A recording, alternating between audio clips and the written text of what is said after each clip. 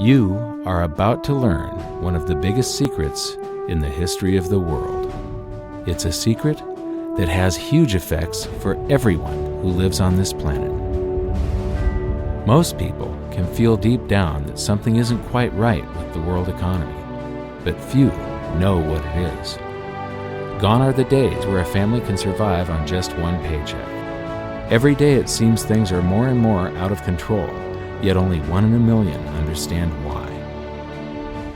You are about to discover the system that is ultimately responsible for most of the inequality in our world today.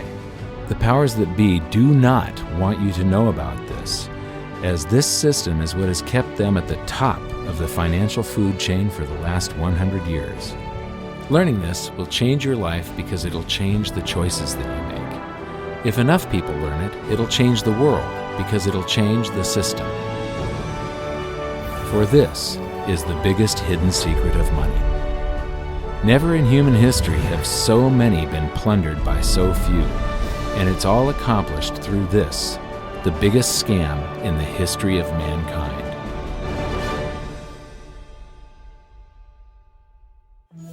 They say that money doesn't grow on trees, but the truth is that the modern banking system creates currency far faster than trees can grow. Most people don't have a clue how currency is created. Economists and bankers make it sound so complex that people think they can't understand it. But I'm going to strip our monetary system down to its essence so that you can see the scam behind the curtain and just how it affects you. Every modern society creates currency in pretty much the same way. But since the US dollar is the majority of the world's currency, I'm going to use the United States as our example. It all starts when some politician says, "Vote for me and I'll make sure the government provides you more free stuff than my opponent will." But there's no such thing as a free lunch. So to provide that supposedly free stuff, the politicians vote for the country to spend more than its income. This is called deficit spending. To pay for that deficit spending, the Treasury borrows currency by issuing a bond. So what's a bond? If you think about it, a bond is really nothing but a glorified IOU. It's a pretty piece of paper with numbers printed on it that says, "Loan me $1 trillion today, and I promise over a 10-year period I'm going to pay you back that $1 trillion plus interest." But what you need to understand is that Treasury bonds are our national debt. These glorified IOUs are to be paid back by you and I and our descendants through future taxation. Therefore, when the government issues a bond, it steals prosperity out of the future so that it can spend it today. The Treasury then holds a bond auction, and the world's largest banks show up and compete to buy part of our national debt and make a profit on it by earning interest. You'll notice that as we move through this process, the big banks are there, taking a cut every step of the way. This isn't by chance, as you'll see shortly. Then, through a shell game called open market operations, the banks get to sell some of those bonds to the Federal Reserve at a profit. To pay for the bonds, the Federal Reserve opens up its big old checkbook and writes bad, bogus, counterfeit checks that should bounce because they're drawn on an account that always has a zero balance. There isn't 1 penny in there. To quote from the Boston Federal Reserve, "When you or I write a check, there must be sufficient funds in our account to cover that check. But when the Federal Reserve writes a check, there is no bank deposit on which that check is drawn. When the Federal Reserve writes a check, it is creating money." The Fed then hands those checks to the banks, and at this point, currency springs into existence.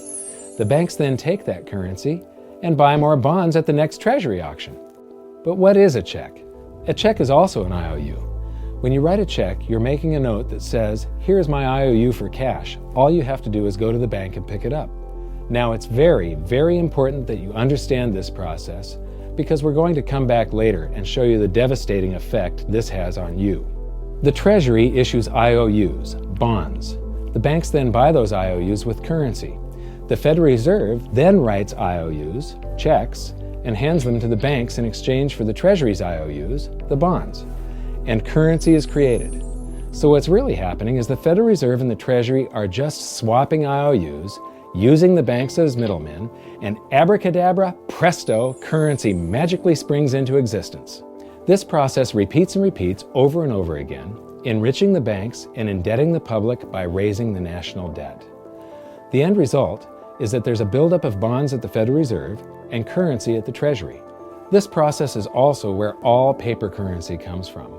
The Federal Reserve and the government mistakenly call it base money because they didn't watch episode 1 of this series and they don't know the difference between money and currency. But I will correctly refer to it as base currency because it is not money. It is currency, and as we've learned, there is a big difference. Money has to be a store of value and maintain its purchasing power over long periods of time. We learned in episode 1 that earlier in our history, our paper currency was just a claim check. It was a representation for real money of intrinsic value, the gold and silver that was held on deposit at the Treasury. You could walk into any bank and slap your currency, like say a $20 bill, on the counter and redeem it for real money, a $20 gold piece. But now, this base currency that's piling up back here is really nothing but a receipt or a claim check on an IOU, that bond. So it's really nothing but a supply of numbers.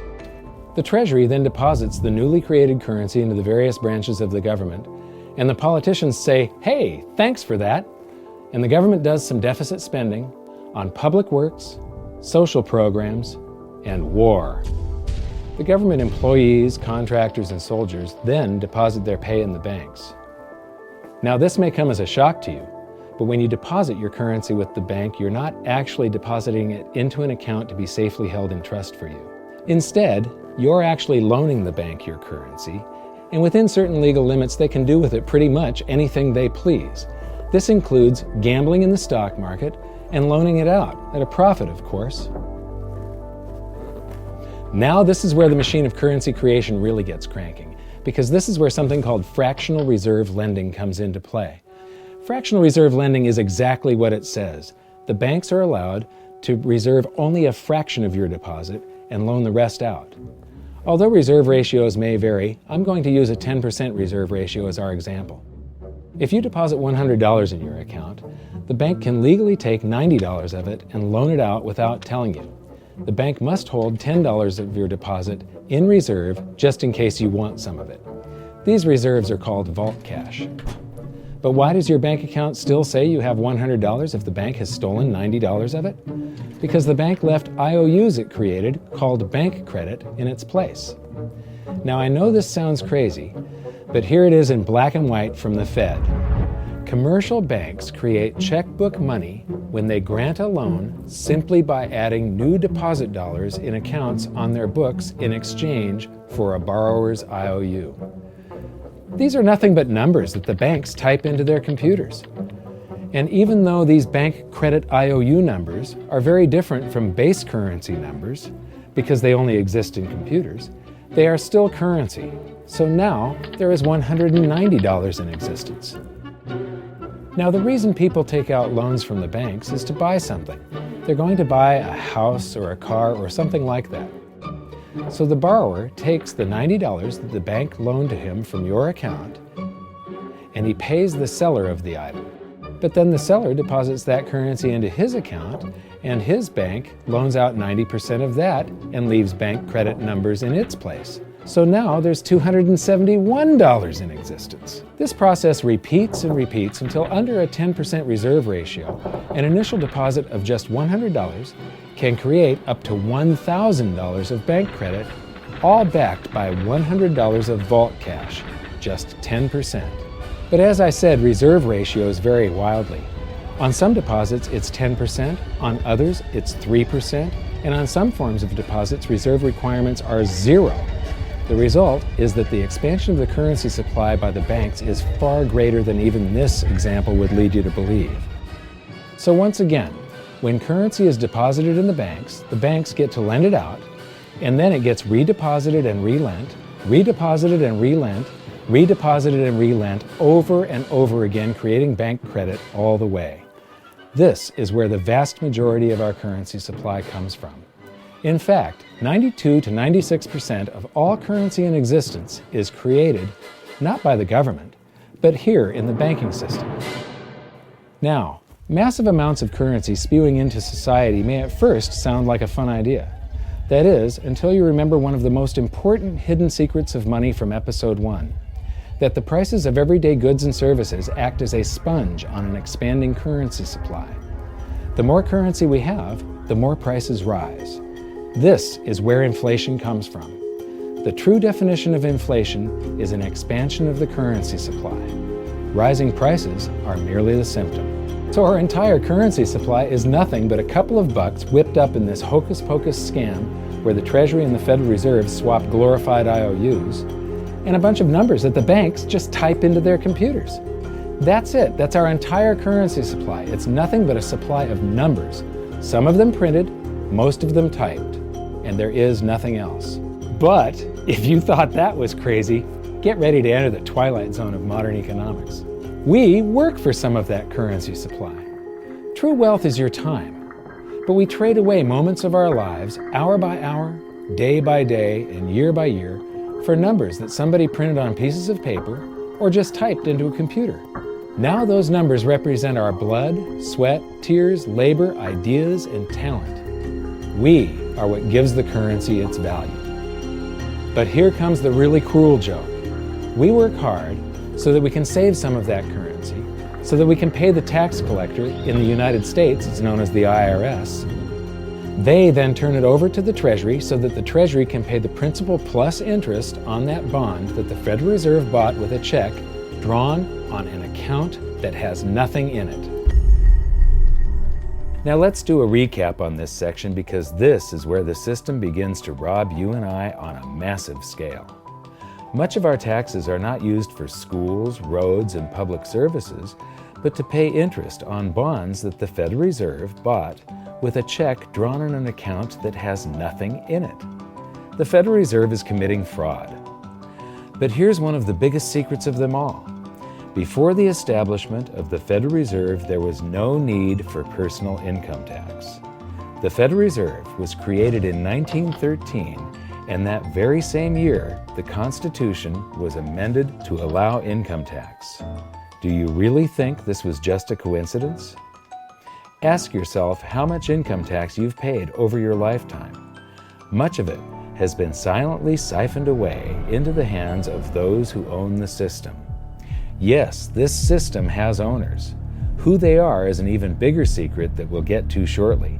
But first, we need to understand the mumbo-jumbo of the so-called debt ceiling. It's all based on a huge paradox. There was interest due on that bond, and there was interest due on every one of those loans that the banks made. That means that there is interest due on every dollar in existence. Let me ask you something. If you borrow the very first dollar into existence, and that's the only dollar that exists on the planet, but you promise to pay it back plus another dollar's worth of interest, where do you get the second dollar to pay the interest? The answer is that you have to borrow that one into existence and promise to pay it back with interest as well. So now there are $2 in existence, but you owe $4, and so on and so on. The result is there's never enough currency to pay the debt. There is always more debt in the system than there is currency in existence to pay the debt. Therefore, the whole system is impossible. It is finite. It will come to an end one day. What would happen if the government stopped borrowing to do deficit spending? Are the payments on those treasury bonds going to stop? What would happen if the public stopped borrowing and going deeper into debt? Are your house and car payments going to stop? No. There is a payment due every month on the principal plus the interest on every dollar in existence, and those payments do not stop. If we stop borrowing, then no new currency is created to replace the currency that we used to make those payments. Whether you're making a payment on a loan or paying tax to make a payment on a bond, the portion of the payment that goes to pay off the principal extinguishes that portion of the debt. But the debt also extinguishes the currency. Currency and debt are like matter and antimatter. When they meet, they annihilate each other. If we just pay off the principal only on all the loans and bonds that exist, the entire currency supply just vanishes. So if we don't go deeper into debt every year, look what happens. The whole thing goes into a deflationary collapse under the weight of those payments. Politicians and pundits alike talk about balancing the budget, paying down the debt, and living within our means. They don't understand that that is deflationary. It is impossible to do under our current monetary system without collapsing the whole economy. This is why any talk of a debt ceiling is not only ridiculous, it's delusional. The system is designed to require ever-increasing levels of debt just to continue. And that's why politicians will always kick the can down the road and raise this so-called debt ceiling over and over again until the whole system finally collapses under its own weight. In other words, they don't want it to collapse on their watch. The Founding Fathers of the United States knew the dangers of central banking and fought to free themselves from this very thing. The Revolutionary War started out as a tax revolt, but now we must pay tax just to have a monetary system. Having just suffered through the hyperinflation of the continental dollar, which was printed into oblivion to finance the Revolutionary War, they understood the dangers of fiat currency and debt-based monetary systems. So to protect future generations from institutional theft and out-of-control government, they wrote into the Constitution that only gold and silver can be money for the simple fact that you can't print them. Our current system is not only unconstitutional, but it robs us of the liberty and prosperity our forefathers fought and died for. We are all feeling the effects of ignoring the Constitution right now. By forcing more currency into circulation, our purchasing power is diluted. Inflation is a slow and insidious stealth tax that is simply the result of this debt-based monetary system. This system empowers and benefits those who create the currency and receive it first, as they get to spend it into circulation before it has an effect on the economy. They're stealing purchasing power from you and transferring it to the banks and the government every hour of every day because of this false monetary system. And it's not like the people at the top don't know this. To quote the Federal Reserve, the decrease in purchasing power incurred by the holders of money due to inflation imparts gains to the issuers of money. This is a fraud. It is a pyramid scheme, it is a Ponzi scheme, it's a scam, and it's a lie. Our entire monetary system is nothing but a form of legalized theft. But here's the biggest con job of them all. The Federal Reserve is not federal, it has stockholders. There is no federal agency that has stockholders. What's a stockholder? A share of stock represents a percentage of ownership in a corporation. So the stockholders are the owners of that corporation. Therefore, the Federal Reserve is a private corporation with owners. And you can see it for yourself if you go to the Federal Reserve's website, and it will say, the stockholders receive an annual dividend of 6%. Now we know that the stock in the Federal Reserve was originally issued to the largest banks in the United States. But because of mergers and acquisitions through the years, you can't actually trace who owns the stock in the Federal Reserve. That's a very closely guarded secret. My guess would be that the owners are those primary dealers, the banks that get to make a profit by selling part of our national debt, those bonds, to the Federal Reserve, who buys them with a check from nothing. Then we pay tax to pay the principal and the interest on those bonds so that the Federal Reserve can pay the banks a 6% dividend. Don't be alarmed if you don't quite comprehend the deception of this system at first glance. Very few people do. It is purposely complex. The economist John Maynard Keynes once wrote, "By this means, government may secretly and unobserved confiscate the wealth of the people, and not one man in a million will detect the theft."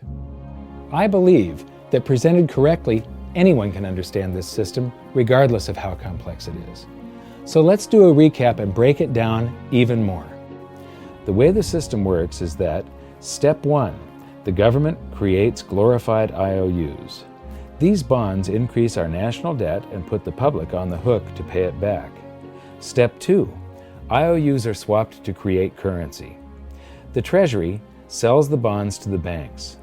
The banks then turn around and sell our national debt at a profit to the Federal Reserve, which they probably own.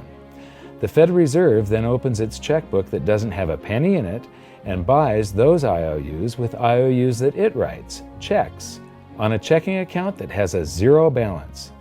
Then they give those checks to the banks and currency just springs into existence, and then the whole process repeats. This results in a buildup of bonds at the Federal Reserve and currency at the Treasury, which is really just a supply of numbers. The Treasury then deposits the numbers in the various branches of the government, and we get to step 3. The government spends the numbers on promises, public works, social programs, and war. Then the government employees, contractors, and soldiers deposit their pay into the banks. And we get to step 4, where the banks multiply the numbers by magically inventing more IOUs through fractional reserve lending, where they steal a portion of everyone's deposit and lend it out. That currency gets redeposited, and then a portion is stolen again. And the process repeats over and over, magnifying the currency supply exponentially. Then we work for some of those numbers, which brings us to step 5, where our numbers are taxed. We pay tax to the IRS, who then turns our numbers over to the Treasury, so the Treasury can pay the principal plus the interest on bonds that were purchased by the Federal Reserve with a check from nothing. Then we get to step 6, the debt ceiling delusion. The system is designed to require ever-increasing levels of debt and will eventually collapse under its own weight because politicians always kick the can down the road. They don't want it to collapse on their watch. And finally, step 7, the secret owners take their cut. The world's largest banks own the Federal Reserve. Those banks make a profit selling our national debt to the Fed. They make a profit when the Fed pays them interest on the reserves held at the Fed, and the Fed pays them a 6% dividend on their ownership of the Fed. This system is fundamentally evil. It funnels wealth from the working population to the government and the banking sector. It is the cause of the artificial booms and busts of modern economies, and it causes great disparity of wealth between the rich and the working class. And it is only possible because we no longer use real money, we use currency. But worst of all, it is a form of enslavement. Bond is the root word of bondage. Whenever a government issues a bond, it is a promise to make us pay tax in the future. Nobody asked you if you wanted to pay tax today for the prosperity we all enjoyed in the last century. Nobody is asking our children if they want to work hard in the future to pay for the prosperity we're enjoying now. George Washington once wrote to James Madison, "No generation has the right to contract debts greater than can be paid off during the course of its own existence." By stealing prosperity from tomorrow so we can spend it today, we enslave ourselves and future generations. Now this all sounds pretty bad, but there is great hope, for you are the greatest threat to this false monetary system. This system relies on the public being ignorant of its workings. Please share this knowledge with everyone you know, because an informed public that fully understands the system can build a better future for generations to come. And now I leave you with this quote, widely attributed to a former director of the Bank of England. The modern banking system manufactures money out of nothing. The process is perhaps the most astounding piece of sleight of hand that was ever invented. Banking was conceived in inequity and born in sin. Bankers own the earth. Take it away from them, but leave them the power to create money and control credit, and with the flick of a pen, they will create enough money to buy it back again. But if you want to continue as the slaves of bankers and pay the cost of your own slavery, let them continue to create money and to control credit. This is the Federal Reserve in Washington, D.C. It's located on Constitution Street, and that is just as much of a joke as the New York Fed being located on Liberty Street. Both of them are unconstitutional, both of them limit our liberty, and they transfer wealth away from us every second of every day to the Federal Reserve, to the government, and to the banking sector. You are now among the 1 in a million who can detect the theft of your prosperity. So the big question is, what can you do about it? 1. Watch this video until you can describe and teach it to others. Those who understand this system can make preparations for its unavoidable collapse and protect themselves. History shows that those who don't will probably be wiped out. 2. Share this video with everyone, especially those you care about. All it takes is a mouse click or two to get this message in front of millions. Post this video on Facebook, tweet it, email it to loved ones. Please share it wherever you can. 3. Join the conversation. The current world monetary system is based on a 300-year-old design meant to enrich a few at the expense of the many. There must be a better way. At hiddensecretsofmoney.com, we've created an open-source platform for the design and development of a new world monetary system. We're calling on every economist, every student, every college, every bright mind, and anyone who cares to join the discussion. In educating ourselves and each other, we can prevent the further loss of our freedoms and maybe, just maybe, win some of them back.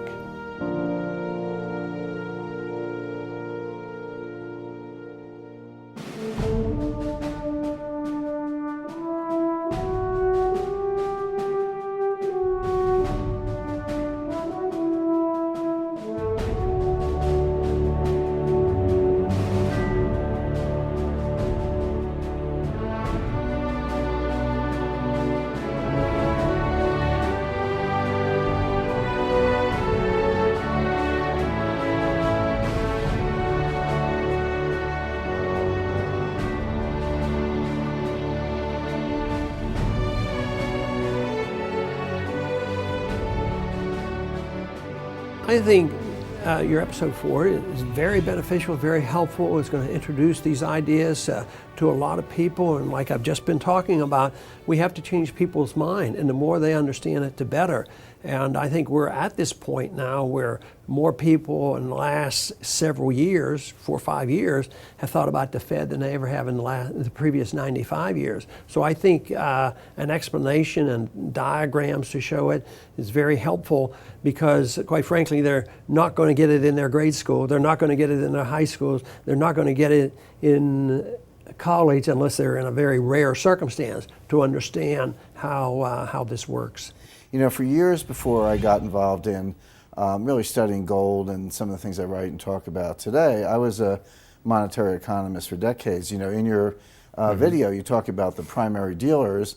I was chief counsel and chief credit officer of one of the largest primary dealers for 10 years. So I had an inside seat on the Treasury market and have the privilege of working with several former vice chairmen of the Board of Governors, Manley Johnson and David Mullins, going back to the 80s and 90s. So I'm very immersed in what you were talking about. And I thought it was extremely accurate, extremely clear. I didn't think you were stretching on any points. It was really like something out of a PhD course, except that it was very easy to understand. I think it's accessible. I think we're seeing a little bit of a revolution in communications in the following sense. You know, as you point out, the Fed was created in 1913. Well, in 1913, there was no web, there was no YouTube, no Twitter. There was really no one to kind of stand up and oppose the Fed or call them out, if you will, or really get into a discussion that everyday Americans could follow. That's not true now with social media and everything else. You can reach out to millions and tens of millions of people and tell them what's going on. I think you've done that. You've done it successfully. I applaud it. I think this is a great video. I look forward to seeing it again. I know millions of people will enjoy it. Well, as we know, the Federal Reserve believes it can create money out of thin air, not realize money is supposed to represent real products and services. And what people don't realize is when the Fed does that, in effect, as Keynes pointed out, it's a form of taxation. It's a form of confiscation. And because people don't see it, the politicos get away with it, but it also undermines social trust. It just is corrosive throughout society. We're going to have a lot of turmoil in the coming years, but it's going to be the kind of turmoil that leads to positive things. So don't despair. Get out there and fight, because the tide is going to turn. This is going to be the status last stand. Thank you. This episode of Mike Maloney's Hidden Secrets of Money was brought to you by GoldSilver.com and the new Silver Pegasus Round. To learn how to protect your family and turn the coming economic storms into opportunity, visit GoldSilver.com.